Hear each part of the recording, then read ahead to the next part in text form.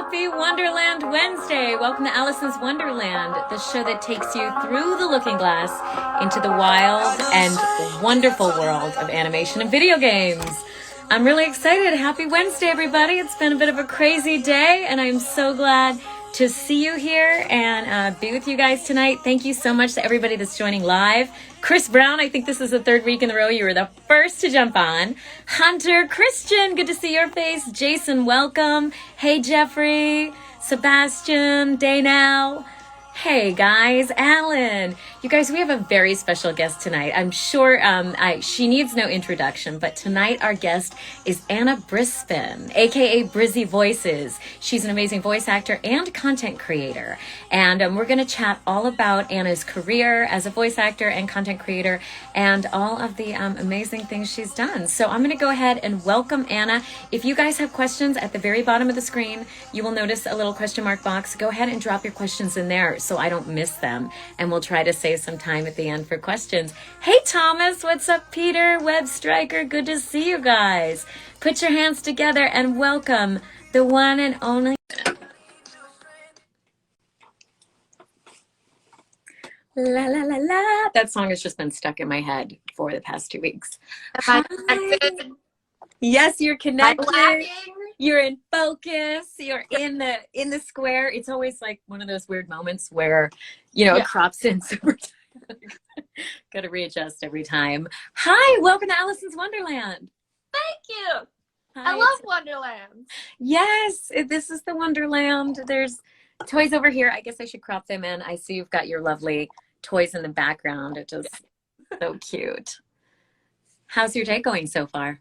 Wonderful. How's yours? Welcome. Wait a minute. Who's this little guy on your lap? This fluffy Remus. four-legged creature. What's his or her name? Remus. Remus. Tell us all about Remus. He's 3 years old, and the only dog tricks he knows are in Harry Potter spells. Your dog knows tricks in Harry Potter spells? Yeah. Wow. That's amazing. Can you demonstrate them? It might be hard to to crop away. I can try. Hold on, maybe this will work. Remus. I don't know if he'll do it in my lap, but Remus, look at me. Wingardium Leviosa. That's close. Wow, man, that's amazing. Aw, thank you for that. Well, welcome. It's so good to see your face. It's so funny. Do you prefer Anna or Brizzy, or either or both? It depends on the environment, I guess. If it feels more creatory and internet-y, then it's Brizzy, and if it feels more voiceover-y or just personal life-y, then Anna. And this is a weird combination of the two. So yeah, I'm gonna just call you Branna. Yeah. Hey, Branna. So it's so funny because we just discovered we are practically neighbors. Yeah. So close. Yes. And if there wasn't a global pandemic, we could have easily done this in person. So next time, I think we'll have to make that our priority. Yes. Remus is adorable. Yes, Remus is adorable. Still on phones, 5 feet away, so that we still have the nice 2 square situation. We'll just be in the same room, but talking into our earbuds so that we don't bleed. The audio doesn't bleed. Yeah. Oh, the future of communication. So Anna, I was curious, what kind of kid were you growing up? Were you a huge animation nerd like me, or what about you? Yeah, gosh, for the first probably at least 10 years of my life, anything live action was just boring. What was the point? If it was not animated, it was boring. So it was all cartoons, all Nickelodeon, Cartoon Network, Disney, pretty much. Yeah. And I discovered Harry Potter, and then maybe around the time that the first Harry Potter movie came out, maybe that's when I was like, oh, live action can be exciting and magical and fun. So yeah. So big Harry Potter nerd immediately, and just really wanted to make magic real, I guess. So I wanted to act and be in a Harry Potter movie. And then that just kind of eventually I figured out that animation can kind of do that too. And there's so much less to worry about behind a microphone. So Yeah. And you grew up in North Carolina, is that right? South Carolina. Everyone thinks it's North Carolina, I think. I don't give off very southern vibes. And so were you were you a shy kid or were you pretty outgoing? So shy.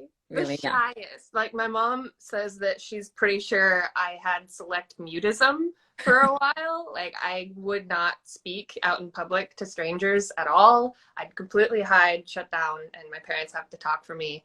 I wanted to do acting like from the moment I saw Harry Potter, but I was too shy to try it properly until like high school. But I just quietly wanted to do it so badly. Yeah, I mean it's a lot. I mean it's a lot to just take that leap of faith and nobody really, I mean we all grow up playing pretend, but there's, you know, getting up on a stage kind of takes that element of pretend out of the realm of that world and puts it on a stage, and then suddenly it's like more about being perceived than just having the emotions and the feelings. Yeah. Yeah. Very intimidating. So what made you finally take the leap in high school? They were doing Alice in Wonderland. No. Yeah. My community theater, my school was so small that it didn't even have a theater program, or maybe I would have started earlier, but I had to get the guts to go to a community theater where I knew nobody and audition there.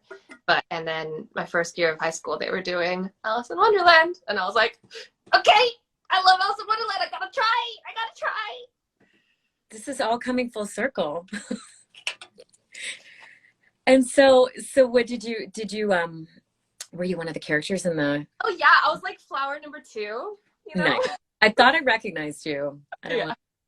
want to say anything. One line. It was wondrous. Yay. Did you make a lot of friends and meet a good community? Yeah, that was like my favorite extracurricular through high school was just going to community theater and doing all those things. I never did musicals, but I did all the plays. Yeah. Oh, that's so fun. So you also sing though. When did you start singing? I guess on YouTube, just doing voiceover things. It has to be like in character. I feel weird singing as myself, but like behind a character who could like potentially be bad at singing, then it's fine. Yeah, not really until YouTube. I think because I've been so, it's less intimidating when I can record it and then decide if I'm willing to put it up or not. Singing live, It ain't gonna happen. no. And when so you decided to what made you decide to post your first YouTube videos? I was bored. I mean, really, I put up my first YouTube stuff in 2006. I just liked editing videos and clipping stuff together and making cool things. And then eventually I had like 200 subscribers like 6 years later, and I had nothing to do one summer. I was at college as a theater major wanting to do on-camera stuff, and then I did like a voiceover thing at school, and it was very fun. And now with nothing to do with that summer, I wanted to do more, and I knew on YouTube there was like abridged series and fan dubs and stuff, and they asked for auditions for you to either email or upload like an example of you doing impressions of these characters as like the audition. So I was like, I'll just upload a bunch of these things as like a portfolio that I can send to these things and try to do more of that, because the voiceover thing that I did at school was super fun. So that's kind of how it started. As Brizzy Voices started as like a voiceover portfolio sort of situation, and then just kind of became its own thing. Wow. And so what was was the Pokemon video the first video that really hit it? Kicked off for sure. I think the first video on the channel was Nickelodeon impression. It was either Nickelodeon impressions or a smaller Pokemon video with fewer voices. But yeah, voicing the first 151 Pokemon was definitely the first one that blew up. What was that like? Bizarre. Very bizarre. I definitely remember just being glued to my phone or the computer and just like refreshing and refreshing, being like, it's like still going up and more people are commenting like at this exact second. It's bizarre. Also, the first place it went viral was notengotele.com, which is like a Chilean 9gag. So the first like burst of comments from strangers was all in Spanish. Wow. So So that you're was like, interesting. what is everybody saying? I don't know, just a lot of wow, she's crazy. Wow, her neighbors must think crazy things, and I don't know. Wow, that's amazing. So after that, did it shift how you were approaching your acting career? Yeah, I think so. I knew I wanted to do more voiceover stuff, but it kind of cemented that as like a oh, like encouragement. Oh, people think that I have something here, and I'm gonna try to focus on that even more. I was sure to like seek out the one voiceover class that was available to me in college, and really like dedicated myself to that, and was like, I'm the only person here who like actually wants to do this. Everyone else wants to do theater or film. And just happens to be forced to take this class, but I'm like, no, this is what I want. Yeah, it really like put my focus on that for sure. And so did you work in New York for a while before moving to Los Angeles, or did you Not come straight up? really, because I graduated and came back home for Christmas, and then 2 months later moved to LA. Wow. Wow. Yeah. And so how has that journey been since you've moved to Los Angeles and been doing this full time? Roller coaster. Yeah. It's been good. It's been very exciting. I mean, I don't think I could ask for any better like side job while pursuing voiceover is YouTube or any social media, especially when it's already attached to voiceover and feels like good practice along the way. Like I feel very, very lucky. I've met awesome, incredible people through YouTube things and traveling and all sorts of opportunities through that. And then that also led me to my first agents, and then my second agents is crazy. Yeah. Speaking of agents, Mikey Carr just asked if any cool LA agents reached out to you, which makes me think it was probably him because the way he worded that. He was first. He was the first one to be like, hey, you, agent, LA? I think I was still in New York at the time though, and I was like, I'll get back to you on that. Yes. Wow, wow. So people are wondering what exactly is going on. This is a weekly IgTV show called Alicyn's Wonderland that's also a podcast, which is why we don't do as much interacting with the comments below, because when it's just an audio form, it doesn't make as much sense, guys. So if you have questions, drop them in the box and we'll do them at the end. But basically, we sit down every week and interview people that work in animation and video games, not just voice actors, but show creators, animators, storyboard artists, and everything. So hopefully you guys will subscribe. So that's basically, you moved to LA to pursue full-time voice acting. Do you do on-camera acting as well? Yeah, I don't pursue it anymore. It's kind of like if it falls into my lap, if someone asks me to audition specifically for a thing, then I'll do it. But I'm not, it just that takes a lot of effort. Doing the whole auditioning grind for on camera is a whole lot. And I know Yeah. I'd rather voiceover and spend my energy there. So Yeah. I go out of my way for it, but it's fun when it comes up. Can you describe for our viewers kind of like what the difference is between when you get a voiceover audition and submit that versus if you were to get like an on-camera commercial audition or Oh something? my God, it's night and day.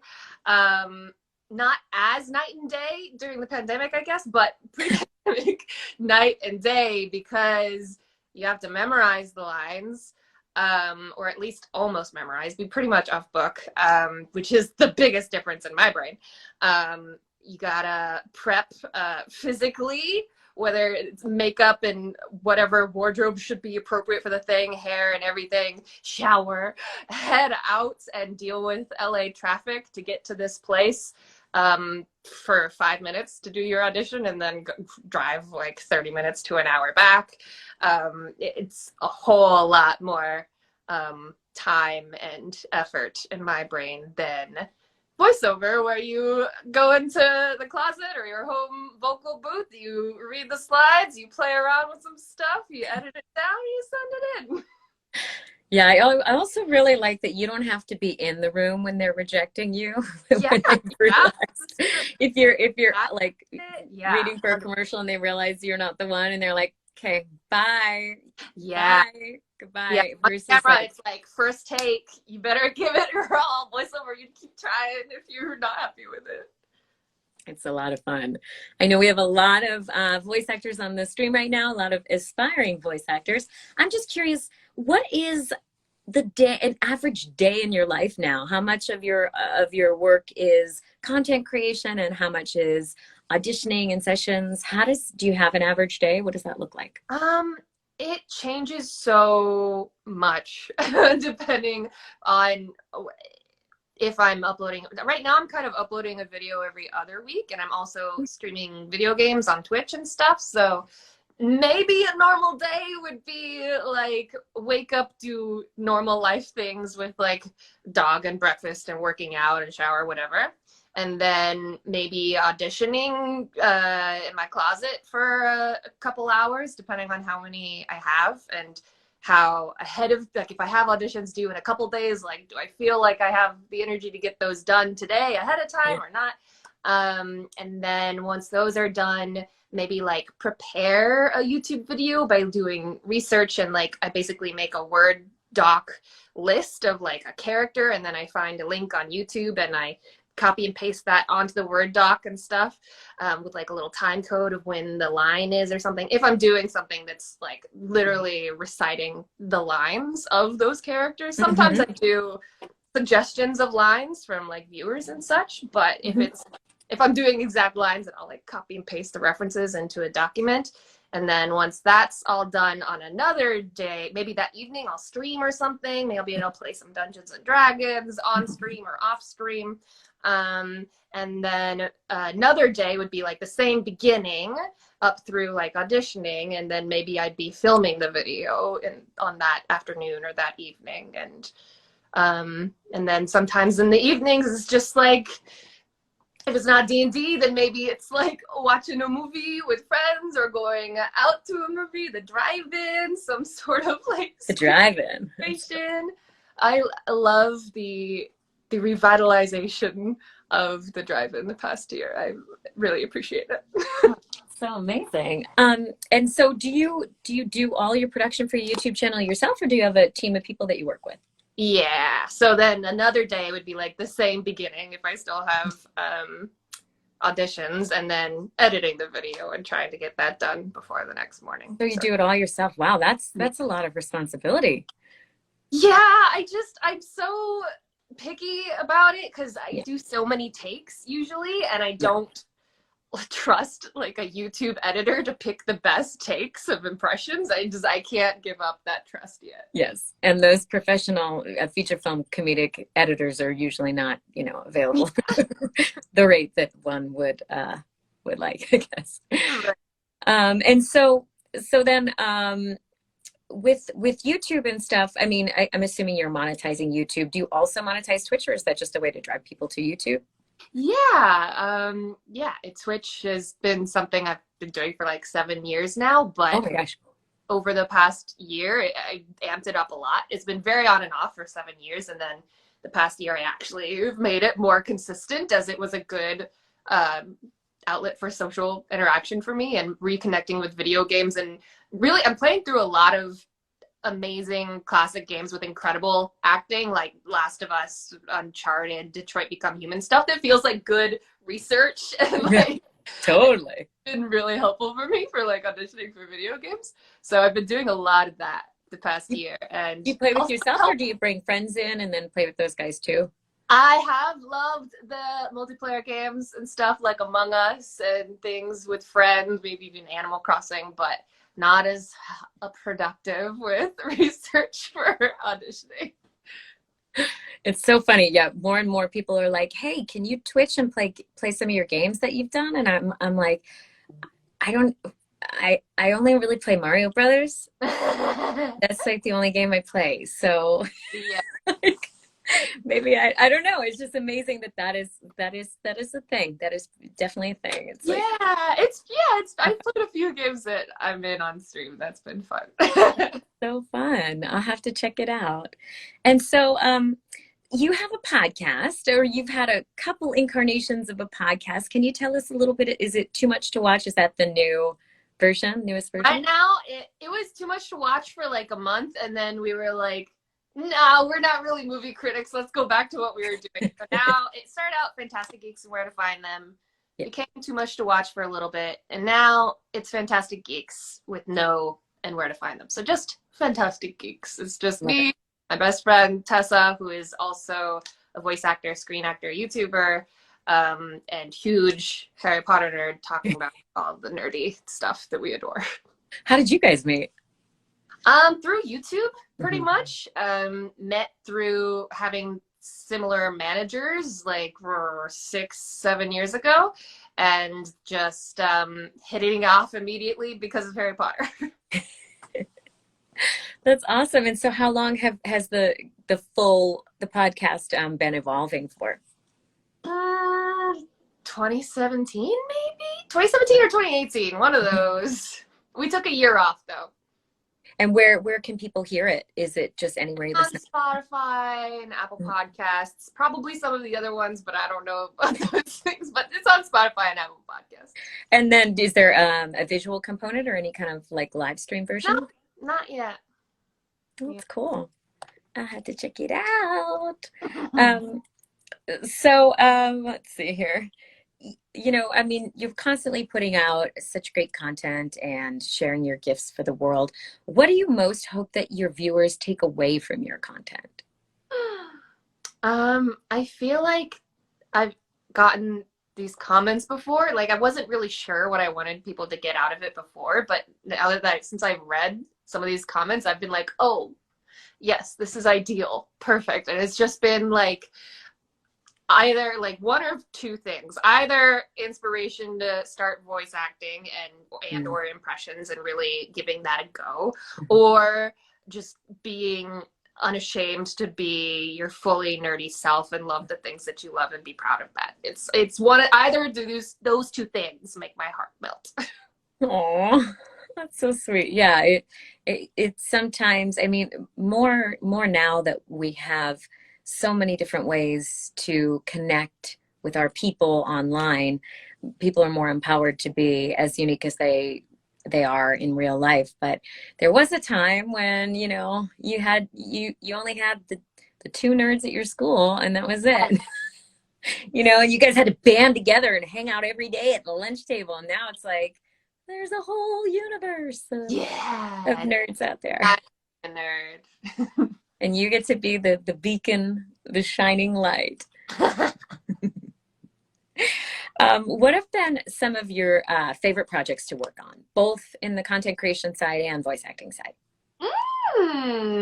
Content creation wise, I've been very proud of a couple of collabs that I did with Peter Hollins, who does some great music stuff. I feel so uncomfy with music things, but he makes it very easy. He's so good producing music and making very, very cool a cappella videos usually. And we've done a Harry Potter medley where I played as a bunch of different Harry Potter characters singing this sort of Harry Potter song that he made, and also a Nickelodeon medley of a bunch of Nickelodeon theme songs. And it's very cool to see that all come together because he's very good at making those videos. Also, anything I've done with my friend Brian Hull is always turns out so much better than I think it will. You've had him on here, so everyone knows. I'm so glad that he connected me with you. Yeah, he's Yeah, great. he's amazing. And then as far as like cool creation opportunity experiences that have come up from like YouTube, it's been like traveling to like London and Tokyo and Brazil and going on movie sets and stuff, just going to cool events and opportunities, usually for a movie promotion sort of situation. And like Yes, just like give me all the nerdy movies to just obsess over and tell people about, because that's what I want to talk about anyway. So, and then voiceover wise of the stuff that's already out, it would be like Monster Prom 1 and 2, where I played Dahlia, who's a Can, super buff. Oh wait, I have can her. you do the voice for us? Yeah, she's Dahlia Kino. She's a super buff blue demon babe. Super muscly. I don't know why she has an alligator. Yeah! She's very loud and violent. And then Final Fantasy VII Remake. I played this little girl, not little girl, this little part of this girl named Katie, who is in who's just on the streets telling you that the tally of monster slain has been updated. And it's like, it's you. You're the merc who's been killing all the monsters, right? Thanks. Great job. Keeping everyone safe. Like, she's just so, she shows you how many monsters you've killed and tells you that you're doing a great job. And just keep it up. Very cheerleader enthusiastic. Aw, Cute. that's so sweet. Mm. And is it weird hearing your voice in a game when you go back and play it? Is it surprising? I don't know about weird anymore. Just exciting, I think. Mhm. Yeah. Yeah. And do you have any Well, upcoming projects? Sorry, do you have any upcoming projects that you are allowed to talk about? not that I'm allowed to talk about. Not that I Mm. know. NDA. How do you feel hearing yourself in things? You know, I guess I'm used to it now. I don't, it's always weird because if I'm doing like a real character voice, sometimes I'm surprised. I'm like, oh my God, wait, is that me? Yeah.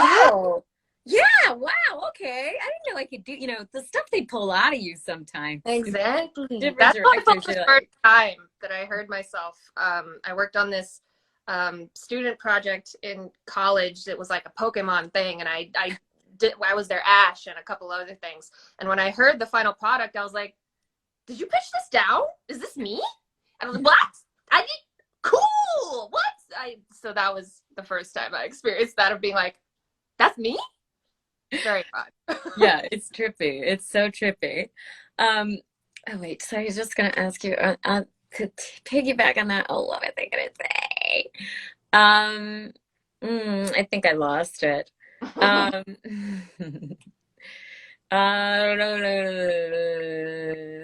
that's kind of a cool sound, actually. Yeah. Sorry, I'm blanking. Um, Biggest challenges. What do you think are your biggest challenges then with just career stuff right now? Hmm.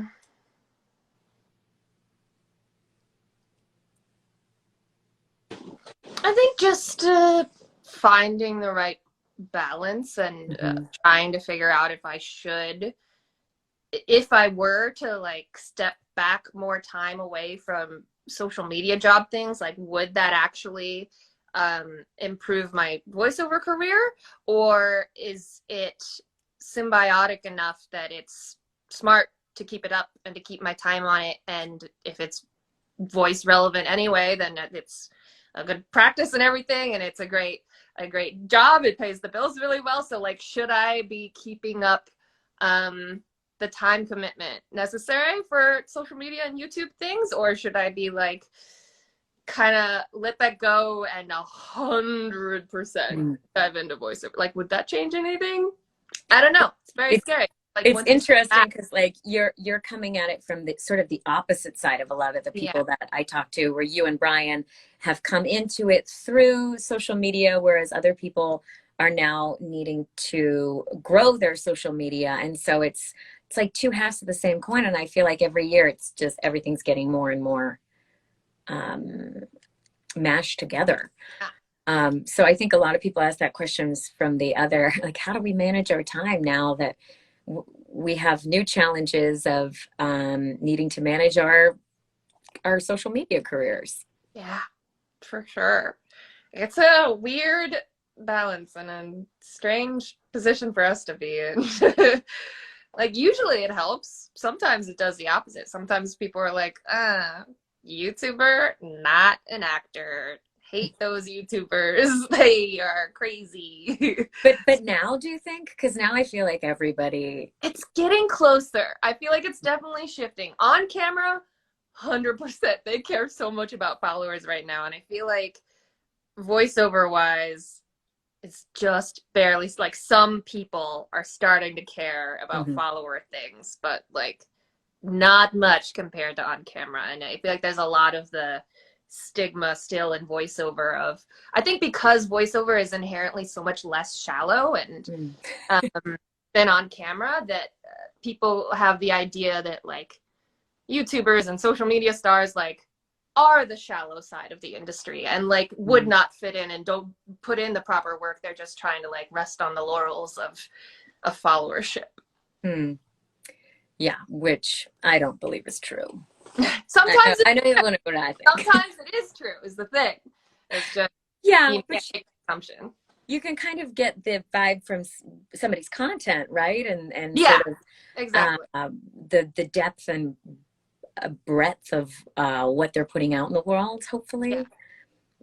But yeah, it's very interesting, and especially now where it's like, you know, you've had so much success in YouTube, but if you were to start over right now or give advice to somebody else who was trying to start up on YouTube now, it seems like the game has just changed so much. Yeah, I wouldn't even know what to recommend, because if I were to start right now, I wouldn't be making the right stuff to get eyeballs. I don't think the kind of stuff I do right now is pulling in a lot of fresh eyeballs, if that makes sense. It's kind of resting on the people that I already have, if I'm like being fully vulnerable about that. It's not like something that's growing and growing and really pulls in the YouTube audience of today.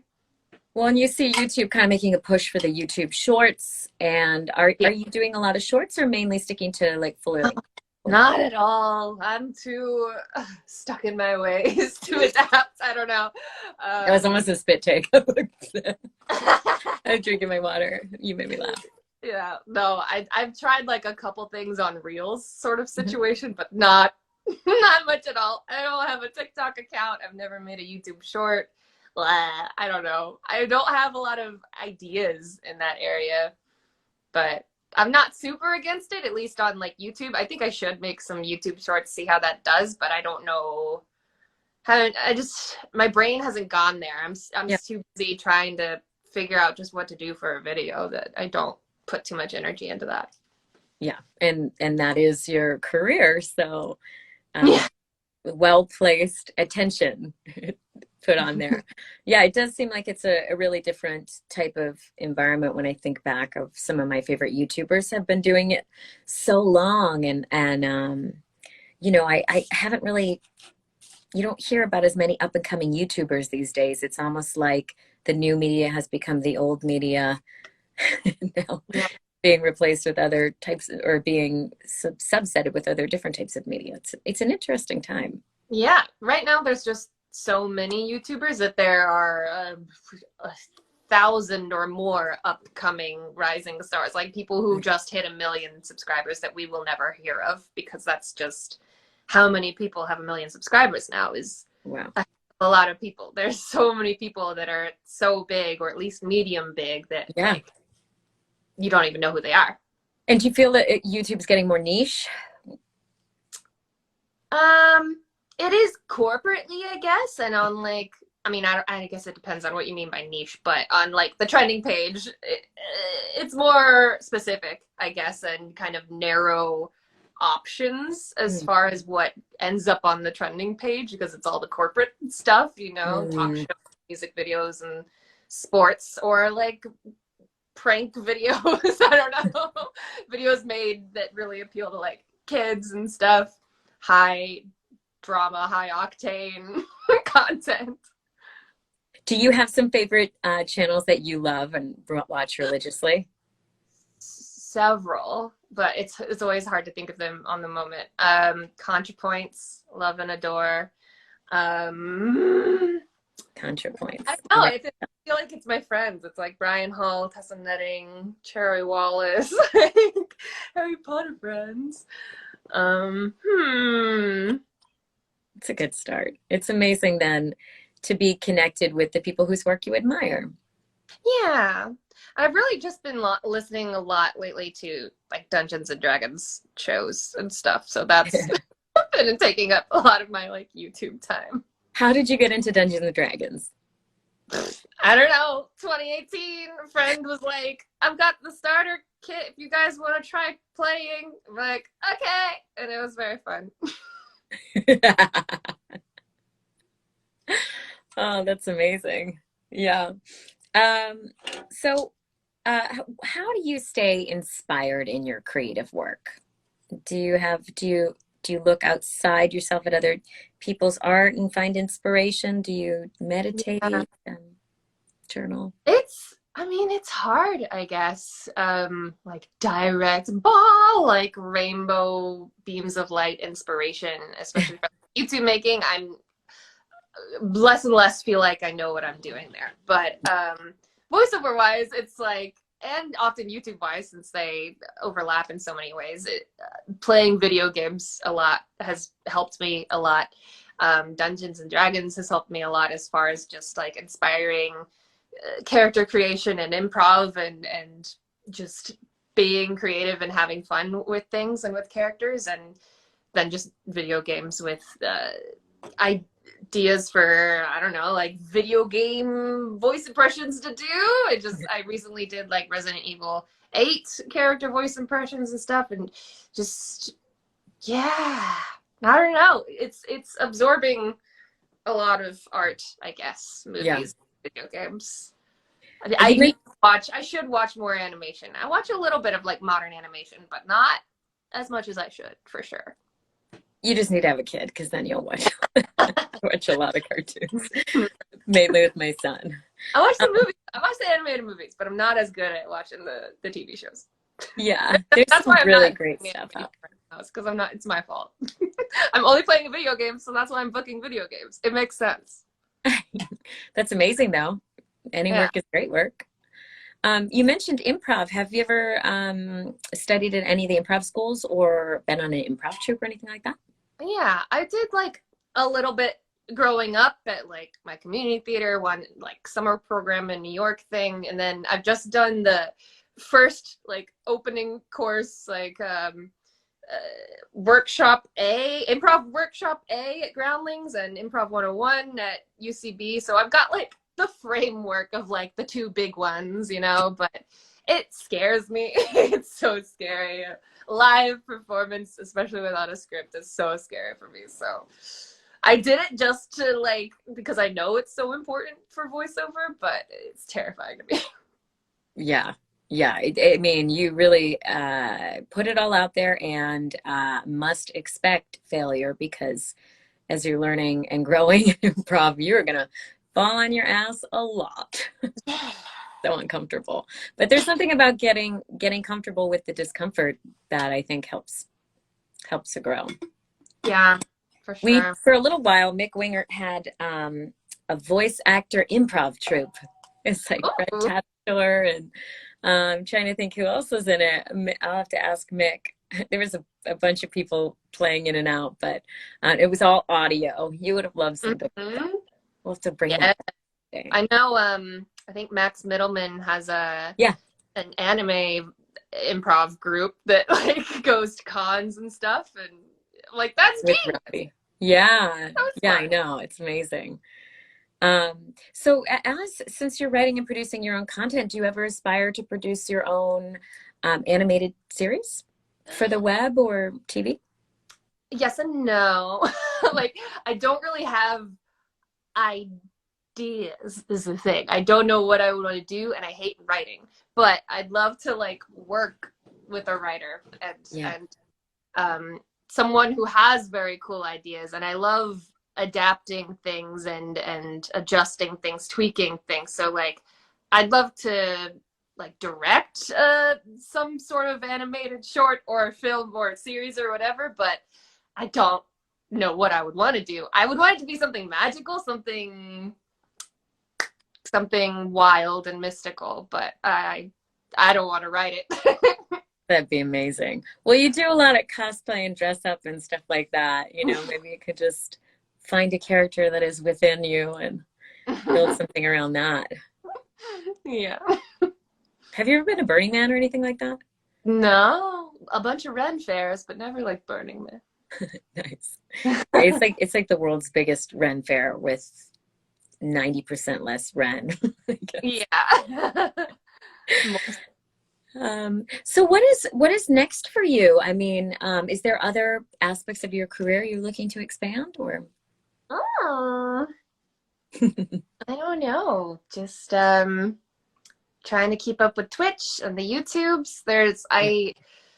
This year I worked on definitely my biggest voiceover role ever, and something that's not gonna come out for what they said probably at least a year, and it's like, oh, driving me crazy because I love it so much, and I've never worked on something for so many sessions before, so it, like, this is important, and it's like something that I know people are looking forward to already, so That's awesome. Well, keep us posted. Definitely want to help you spread the word when, not that you need help at all, but that's very exciting. We'll stand by for when you can announce. Okay. Do you mind if we open it up for some audience questions? I see we have a handful of there in the box. Yay. All right, guys, down below, there's a question box. If you guys have specific questions for Brizzy, go ahead and enter them there. Also, if you're just tuning in for the first time, this show is called Alicyn's Wonderland. It happens every Wednesday at 6 p.m. here on IgTV. Next week, we have Tom Ruger coming on the show. He is the creator of Animaniacs, a 14-time Emmy Award-winning writer-producer. And I'm really curious to chat with Tom about the changes that he's seen in animation over the past 30 years, to do a show like Animaniacs, a hit show from the 90s, and then to reboot it for Hulu today. I'm sure he's filled with amazing stories, so I hope you guys tune in next week too. Let's see. Oh, let's see. Calvin is asking. It's the highest rated question, which is not a question, but you're his inspiration and the reason he started in voice acting. Ruben is asking, do you remember the video you reacted to from TikTok, the Peppa the Pig? Ruben is a TikToker, someone that a very talented impressionist on TikTok. He does a lot of female characters too, and you would not believe the voice that comes out of this guy. Wait, he does Ruben, an amazing. were you the one who was like sitting in it looked like a storage closet, like, and just doing a bunch of impressions, including Pippa? Was that you? Are you still on here, Ruben? I hope you are, because you were begging for us to answer this question. Probably. I mean, his Peppa's really spot on, and he's, you know, like a bigger kind of muscular guy, and yeah. I'm always shocked to hear his female voices. They're really good. So great. Good job. Let's see. This is kind of funny. Have you ever done any impersonations of any of the characters I've done? I don't know. Have you ever done Jibanyan from Yokai Watch? No. He sounds like this. Boys of Fury! Boys of Fury or Poison Fury? Pause. Pause! Boys of Fury! We could create a whole game where it's like you do an impression of me and then I do an impression of your impression. It's like the telephone game, right? Oh my God. Wait, love. Okay, here's Little Miss Sunshine. I'm Little Miss Sunshine. At least that's what every day. Sunshine. I'm Little Miss Sunshine. I'm Little Miss Sunshine. I'm Little Miss Sunshine. Wait, this is such a great character creation exercise. This is our warm-up for our new improv troupe. Yes. Oh. So hot in here. Oh, that was amazing. Thank you for whoever asked that question. What do you think is your favorite role you've played? I know it's a hard question to answer. I guess Dahlia. I guess, yeah, the buff demon Dahlia. Yeah, let's get down to business. What do you like about her? She's just fully unashamed and proud and no filter. We all wish. Okay, so what is some advice for up and coming voice actors? Well, don't knock on my Oh, the classic take an acting class.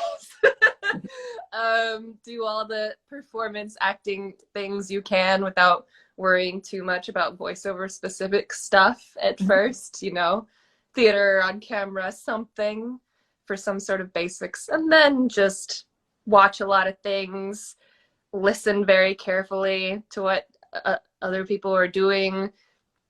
Even if you're not looking into becoming an impressionist or voice matching anyone, I think it's a good exercise to just listen and repeat to performances that you think are really good and kind of finding control over your voice in that way. But it's way more important that you know how to act and how to put yourself into the mindset of a character. Yeah, that's really it.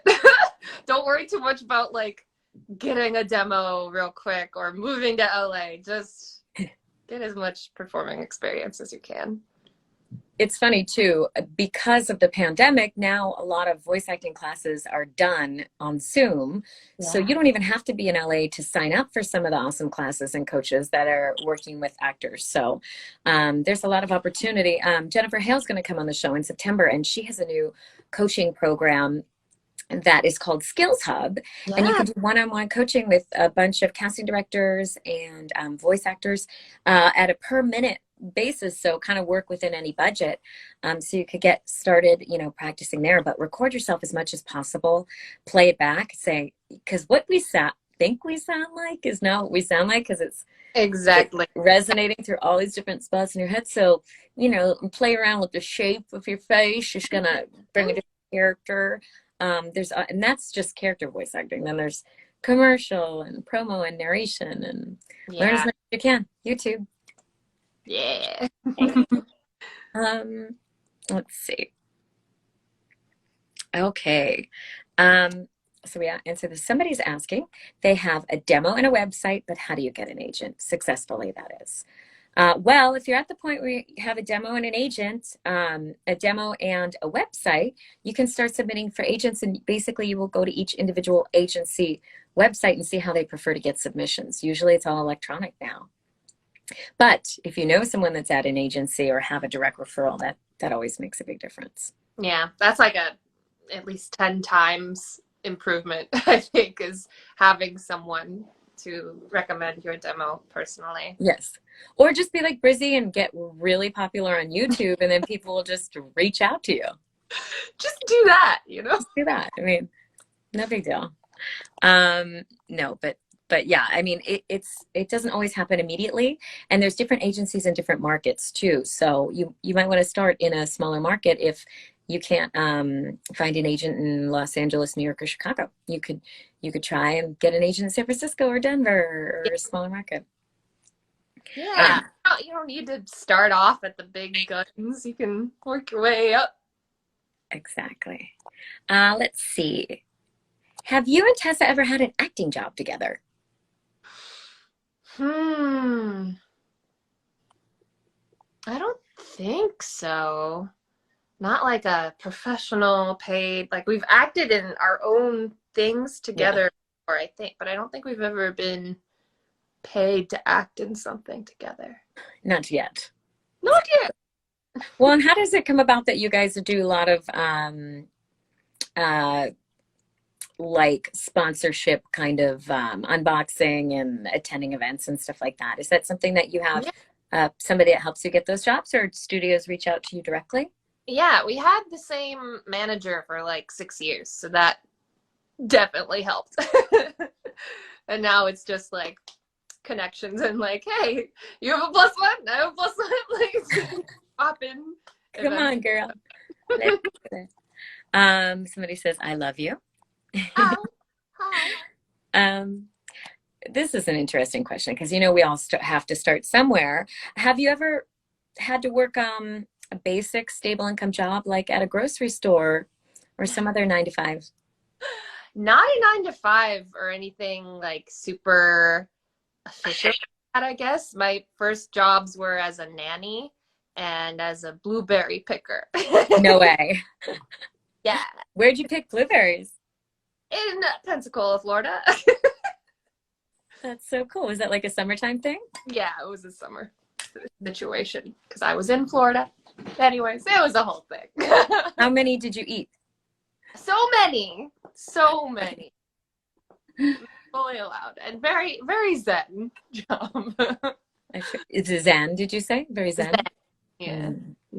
That's nice.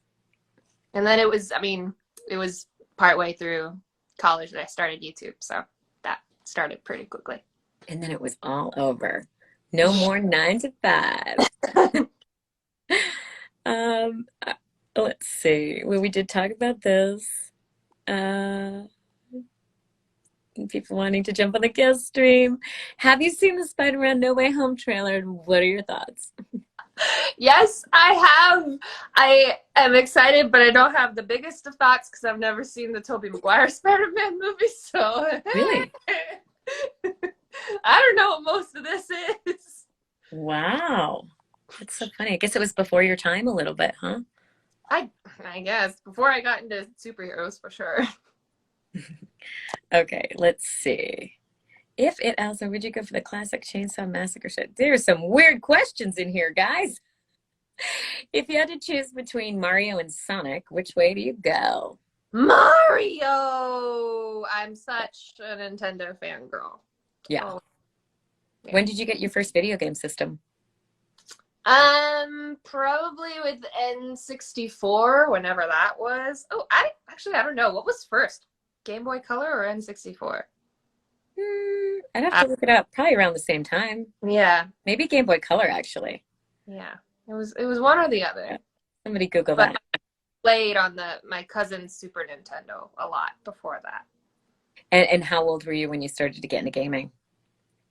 I mean, my Twitter banner is a picture of me as like a 3-year-old holding a Super Nintendo controller like upside down as my sister actually plays on it. But probably myself actually into it like 6 or 7 maybe. My cheeks are hurting from smiling so much.